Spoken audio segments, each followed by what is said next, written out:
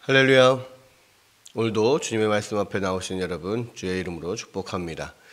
자, 오늘은 열왕기상 15장 9절부터 24절까지의 말씀인데요. 오늘 생명의 삶 큐티 본문이 열왕기상 15장 9절에서 24절 말씀입니다. 함께 또 읽어보겠습니다. 이스라엘의 여로보암 왕 제20년에 아사가 유다 왕이 되어 예루살렘에서 41년 동안 다스리니라. 그의 어머니의 이름은 마아가라. 아비살롬의 딸이더라. 아사가 그의 조상 다윗같이 여호와 보시기에 정직하게 행하여 남색하는 자를 그 땅에서 쫓아내고 그의 조상들이 지은 모든 우상을 없애고 또 그의 어머니 마아가가 혐오스러운 아스라상을 만들었으므로 태우의 위를 베하고 그 우상을 찍어 기드론 시냇가에서 불살랐으나 다만 산당은 없애지 아니하니라. 그러나 아사의 마음이 일평생 여호와 앞에 온전하였으며 그가 그의 아버지가 성별한 것과 자기가 성별한 것을 여호와의 성전에 받들어 드렸으니 곧 은과 금과 그릇들이더라. 아사와 이스라엘 왕 바아사 사이에 일생 동안 전쟁이 있으니라. 이스라엘 왕 바아사가 유다를 치러 올라와서 라마를 건축하여 사람을 유다 왕 아사와 왕래하지 못하게 하려 한지라. 아사가 여호와의 성전 곳간과 왕궁 곳간에 남은 은금을 모두 가져다가 그 신하의 손에 넘겨 다메섹에 거주하고 있는 아람의 왕 헤시온의 손자 다브림몬의 아들 벤하닷에게 보내며 이르되, 나와 당신 사이에 약조가 있고 내 아버지와 당신의 아버지 사이에도 있었느니라.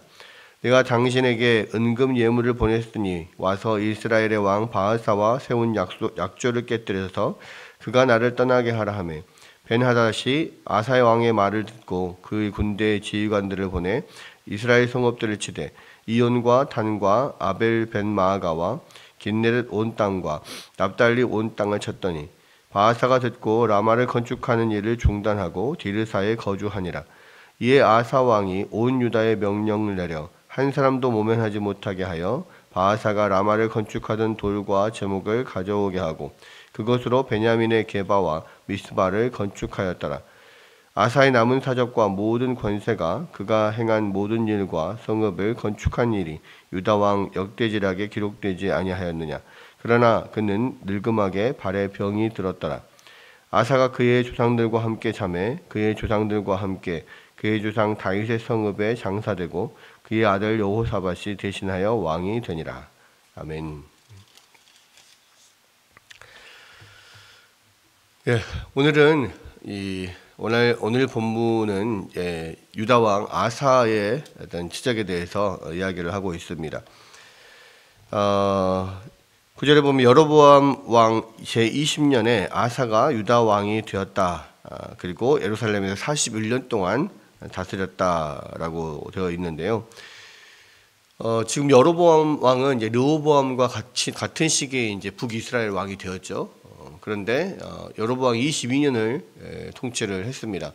22년을 통치를 하는 동안에 남유다는 르호보암 왕, 그다음에 르호보암의 아들 아비암, 그리고 아비암의 아들 아사까지 이렇게 이 세 왕이 거쳐가게 되죠.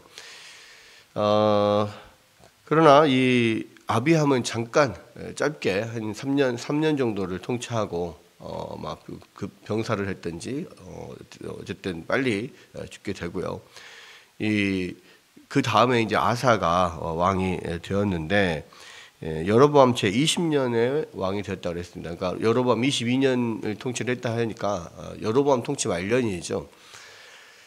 이게 의미하는 바가 있습니다. 이 아사 왕은 이제 유다 왕들 중에서 최초로 다윗과 같이 행했다라는 그 어떤 표제가 따르는 그러한 꼬리가 따르는 그런 왕이죠. 그래서 유다 왕에서 유다에 있는 왕들이 많은 경우에 하나님을 떠나서 우상을 숭배하고 뭐 이런 왕들이 많이 있었거든요. 그 중에서 그나마 다윗의 길을 행하고 여호와께 마음을 온전히 드렸다라고 하는 왕이 몇 안 됩니다. 그 중에 첫 번째 등장하는 사람이 이제 아사 왕이죠. 뭐 아사 왕 이후에 뭐 여호사밧이라든지 히스기야, 요시야 뭐 이런 정도가 다윗의 길을 따랐다. 이제 이런 식으로 이렇게 묘사가 되는 왕인데, 이제 첫 번째 그러한 다윗의 길을 따른 하나님 앞에 그 온전한 마음을 드렸던 첫 번째 왕이 이제 아사 왕입니다. 그런데 이제 우리가 이것을 좀 의미 있게 볼 수 있는 게 뭐냐면, 이 여로보암 왕은 사실은 이제 마지막 그 말년에, 지금 여로보암 왕, 북이스라엘의 여로보암 왕의 말년이고요. 아마도 이 아비암과의 전쟁을 통해서 역대하를 보니까 아비암과의 전쟁에서 여로보암이 패합니다. 여로보암이 패하면서 그 뒤에 좀 많이 뭐 병이 들었든지 뭐 상태가 안 좋아졌든지 뭐 이런 그런 상황들이 있었던 것 같아요. 그래서 결국 북이스라엘이 그 다음부터는 이렇게 남유다하고 이렇게 싸우지를 못하는 그런 상황에 있는 거예요. 그렇기 때문에 이제 그때쯤이, 그러니까 사실은 이제 북이스라엘과 남유다 사이에 전쟁이 지금 특별한 일들이 일어나지 않고 쭉 평안하게 이렇게 지내는 그런 시기에 사실 아사 왕이 된 것입니다. 그렇기 때문에 사실은 이 아사가 어떤 종교 개혁을 단행할 수가 있었던 거죠. 그러니까 나라가 계속해서 어떤 전쟁을 하거나 또 여러 가지 어려움들이 막 있거나 그러면 뭐 내부적으로 어떤 개혁을 하는 것이 쉽지가 않습니다. 왜냐하면 계속 내부 외환에 막 시달리고 하면 그거 막느라고 정신이 없기 때문에 어떤 내부적으로 시선을 돌리고 그것들 개혁을 하고 하는 것이 어렵죠, 현실적으로.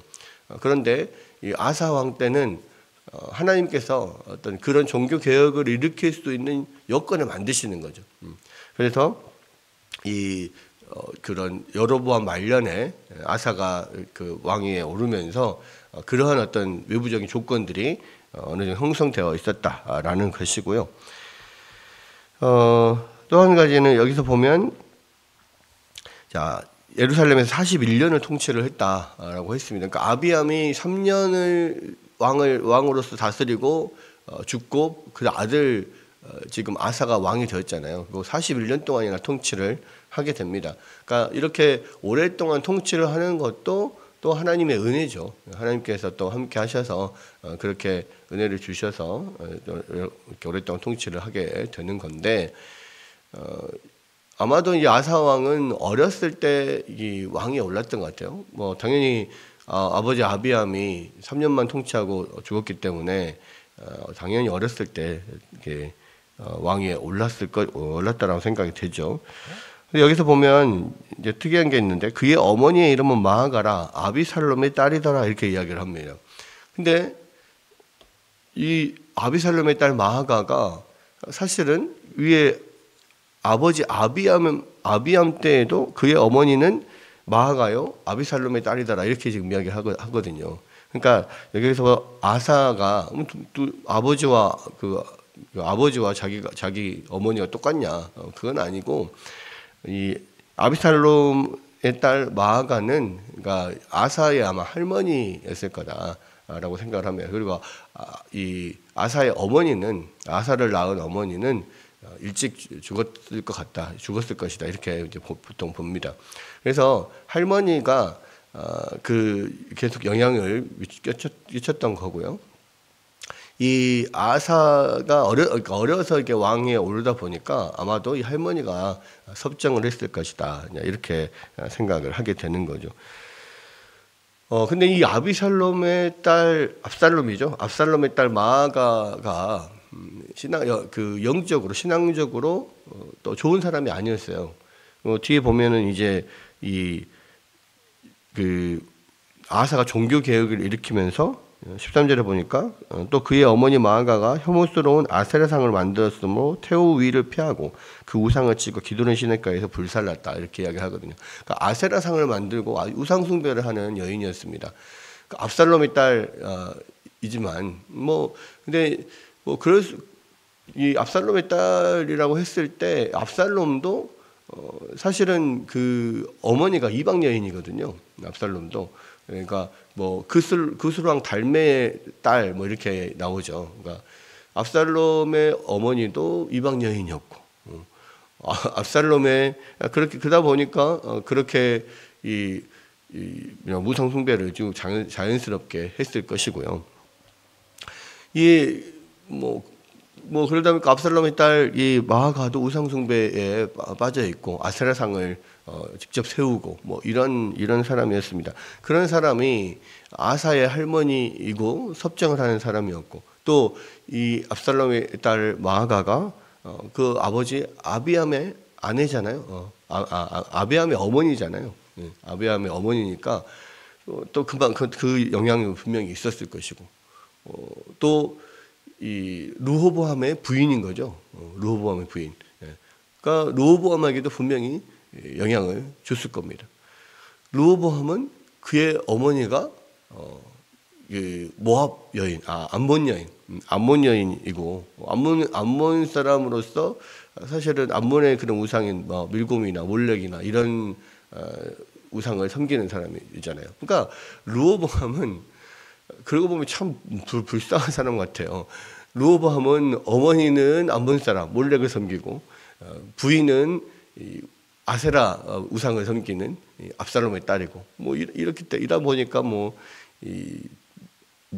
어머니고 아내고 다 우상을 숭배하는 사람들인데 얼마만큼 그러한 영향이 있었겠습니까?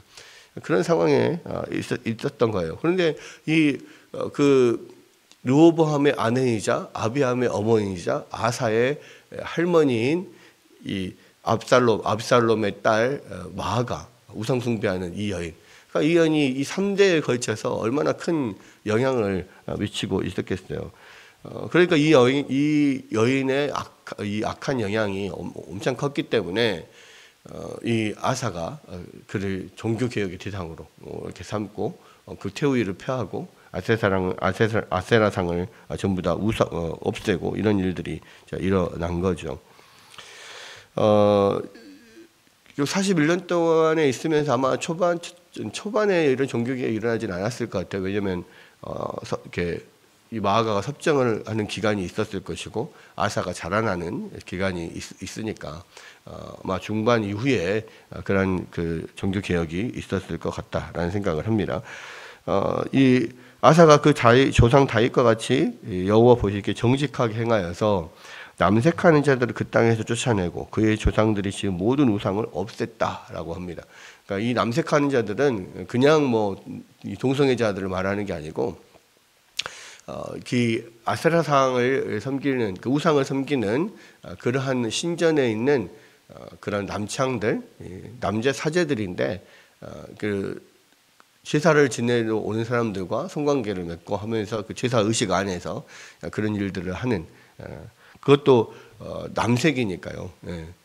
그 아주 그런 아세라의 어떤 신전에 있는 아주 미소년들 이런 사람들이 이제 그런 제사 지내러 오는 사람들과 함께 제사 의식 안에서 성관계를 맺고 막 이렇게 하는 사람들입니다. 그런 종교적인 어떤 남창인 거죠. 그래서 그런 사람들을 싹 다 쫓아냈다.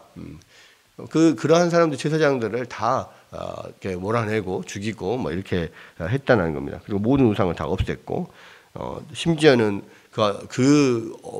엄청난 권력을 가지고 있었던 이 할아버지와 아버지와 자기 대의에서 계속 영향을 미쳤던 그 마아가 할머니를 이 혐오스러운 아세라상을 만들었다 해서 그 태우이를 폐하고 우상을 찍어서 기도리 신학가에 불사르고 이런 일들을 한 거죠. 그러니까 엄청난 지금 전체적인 그 온 유다 땅에 그런 우상을 철폐하는 그런 개혁을 일으켰던 겁니다. 다만 산당을 없애지 아니하니라. 그러나 아사의 마음이 일평생 여호와 앞에 온전하였으며, 그러니까 산당은 이제 대부분 그 전통적으로 가나안 땅에서 어떤 우상 숭배를 하는 그 장소들이 이 산당이었어요. 그러니까 예루살렘 성전이 세워지기 전부터 이미 그 땅에는 산당들이 다 존재하고 있었던 겁니다. 그런데 이제 많은 사람들이 거기서 우상 숭배를 했지만, 한편으로는 또 신앙적으로 이게 이 이스라엘이 영적으로 좀 좋은 상태에 있을 때는 이 산당에서 또 하나님께 제사를 드리고 그렇게 했었어요. 왜냐하면 이제 그 전에 예루살렘의 성전이 세워지기 전에는 그 실로에 그 장막이 있을 때 뭐 이럴 때는 많은 경우에 그 어떤 하나님 앞에 그 제사를 지내는 그 장소가 정확하게 딱 정해져 있지 않고 하나님께서 그 이름을 두실 그런 그 성전을 예루살렘에다 두겠다라고 하기 이전이기 때문에 그때는 산당에서 하나님 앞에 제사를 지내거나 이런 경우가 있었죠. 그래서 그런 산당들이 하나님 앞에 제사를 지내는 용도로 사용되는 경우들이 있었습니다. 실제로 솔로몬도 산당에서 가서 그 하나님 앞에 일천 번제를 드리잖아요. 그런 것처럼 그런 면들이 있었기 때문에 이 산당을 철폐하지 않았다라고 하는 것은 결국 그곳에서 우상 숭배하는 것을 허용했다라는 이야기가 아니라 그러한 것들 다 철폐를 하고 그곳에서 하나님께 제사를 드릴 수 있게 놔둔 것이라 이렇게 볼 수가 있습니다. 물론 그것이 나중에는 또 시간이 지나면 계속 또 다시 우상 숭배의 장소로 변하고 그렇게 사용이 되고 이제 그런 면들이 있었지만 그러나 이 산당이 없어지지 않은 거에 대해서 하나님께서 그것을 아주 잘못한 일이다 이렇게 지금 표현하지는 않는 거죠. 어쨌든 산당을 아예 없애지 않았다라고 하는 부분들은 차라리 다 없애버렸으면 더 좋았을 텐데 약간의 그런 나름 뉘앙스가 들어있긴 하지만 그러나 분명한 것은 아사가 일평생 그 마음이 여호와 앞에서 온전하였다 이렇게 평가를 받았다라는 것입니다. 그리고 그의 아버지가 성별한 것과 자기가 성별한 것을 여호와의 성전에 받들어 드렸으니 곧 은과 금과 그릇들이더라. 이러한 은과 금과 그릇들 이런 것들을 하나님 앞에 성별하여서 그렇게 드렸다. 하나님 앞에 그 마음을 하나님 앞에 표현하고 헌신했다라는 것을 보여주고 있죠. 이게 이제 종교개혁, 아사의 종교개혁에 관한 이야기고, 그다음에 16절부터는 이제 정치적인 면인데요. 자, 아사와 이스라엘 왕 바아사 사이에 일생 동안 전쟁이 있었다.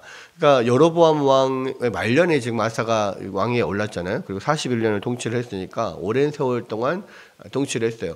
그러니까 아사 왕 초기에 이제 여로보암 왕이 죽으면서 정권이 바뀌죠. 그래서 바사 왕이 이제 왕위에 올랐고 그 바사와 또 아사가 서로 계속해서 전쟁을 하는 그런 관계에 있었다는 겁니다.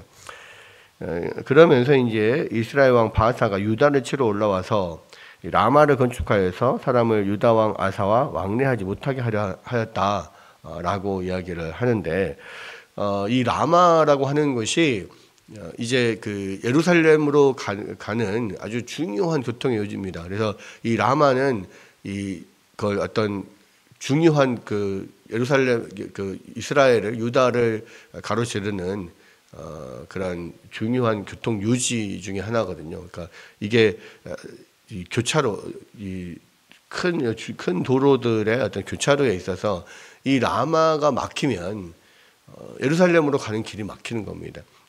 물론 이제 뭐 다른 길도 있기는 있어요. 근데 그 주요 도로 중에 하나가 막히는 것이고 이 라마를 통해서 그 뭐 위쪽 그러니까 시리아 쪽으로도 가기도 하고 또 위쪽 이스라엘 쪽으로 가기도 하고 밑으로도 내려갈 수도 있고 이런 네 가지 방면에 어떤 길 딱 가운데에 라마가 있기 때문에 이 라마를 막아버리면 가장 먼저는 예루살렘으로 가는 길이 막히게 되고 왕래하는 길이 막히게 되는 거예요. 그러니까 아주 중요한 교통의 그 요지라는 겁니다. 거기에다가 이 성을 쌓고 거기를 막아버리려고 이 바아사가 그렇게 시도를 한 거죠.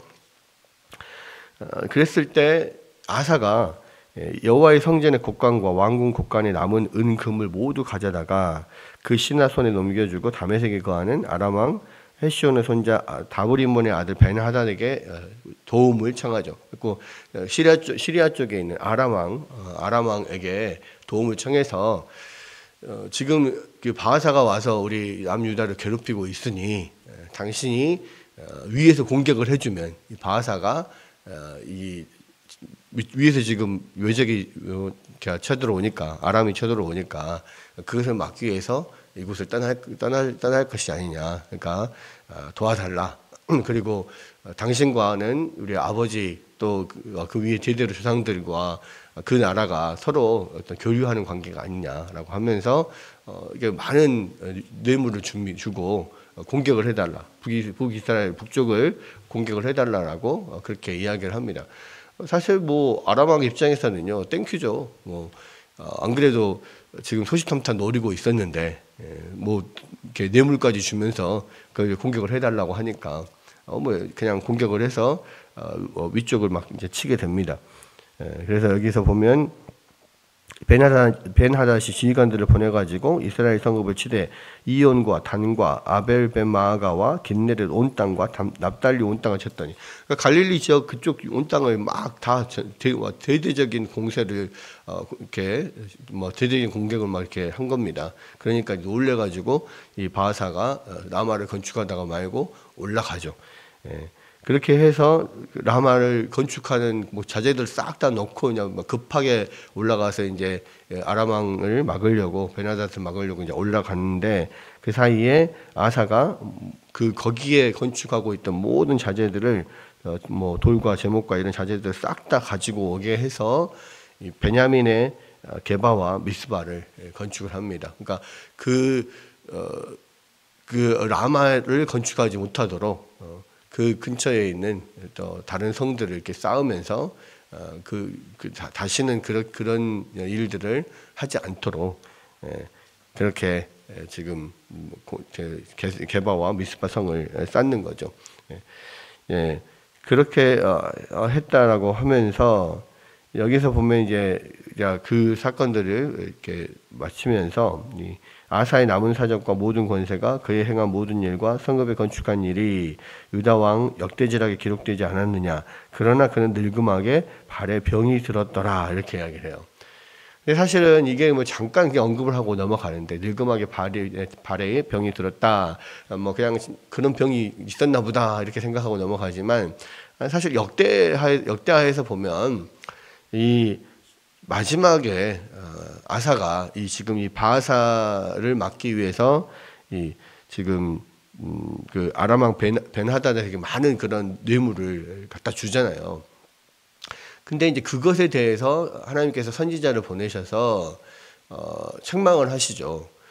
사실 이 바하사가 그렇게 쳐들어오기 전에 그 전에 뭐 구스나 뭐 다른 나라들이 이렇게 쳐들어왔을 때 엄청난 대군이 쳐들어오거든요. 구스 같은 경우 100만 대군이 쳐들어옵니다. 근데 그것을 다 막아내요. 하나님께 정말 기도하고 막 이렇게 신앙적으로 영적으로 하나님을 의지하면서 그것을 막아냅니다. 그러니까 그 선지자를 보내가지고 그 이야기를 하는 거예요. 그런 구스가 내려왔을 때 그렇게 하나님을 의지해서 네가 막아내지 않았느냐. 그 많은 그런 성전에 왕궁에 그런 곳간에 있는 은금을 가져다가 이 벤하닷에게 그것을 주고 벤하닷을 의지해서 이것을 막아내는 것이 네가 옳으냐라고 이제 책망을 했을 때 이 아사가 그 화를 내면서 그 선지자를 가둬버려요. 그러니까 그것 때문에 하나님께서 벌을 주셔서 발의 병을 얻었거든요. 그러니까 어떻게 보면 참 이 일이 신앙적으로 하나님을 의지하지 않았던 어떤 일 마지막 그래서 이 아사의 마지막에 좀 하나님 의지하지 않고 교만한 마음 또는 자기의 인간적인 어떤 생각에 그런 일들을 했던 것에 대해서 하나님은 책망을 했는데 그것을 또 책망하는 선지자를 막 이렇게 핍박을 하고 막 가둬버리고 하니까 하나님께서 벌을 주시는 거였습니다. 아사도 그 마지막에는 또 어떤 그런 교만한 마음들이 있었고 하나님을 완전히 의지하지 못하고 어떤 인간을 의지하는 그런 면들이 분명히 있었습니다. 그런데도 불구하고 하나님은 전반적으로 그 마음이 물론 하나님을 이렇게 온전히 향해 있었다라고 하는 부분에 더 하나님께서 점수를 주시는 거예요. 그래서 여기에서는 그냥 단순히 늙음하게 발의 병을 얻었다라고 그냥 하고 넘어가는 겁니다. 그러니까 우리에게는 아무리 우리가 하나님을 의지하고 또 온전하게 이렇게 하나님을 섬기고 우리가 그 마음을 하나님 앞에 드린다라고 할지라도 언제든지 이런 뭐 자신의 어떤 교만함이나 뭐 이런 여러 가지 실수나 그런 것으로 인해서 넘어질 때가 분명히 있는 거예요.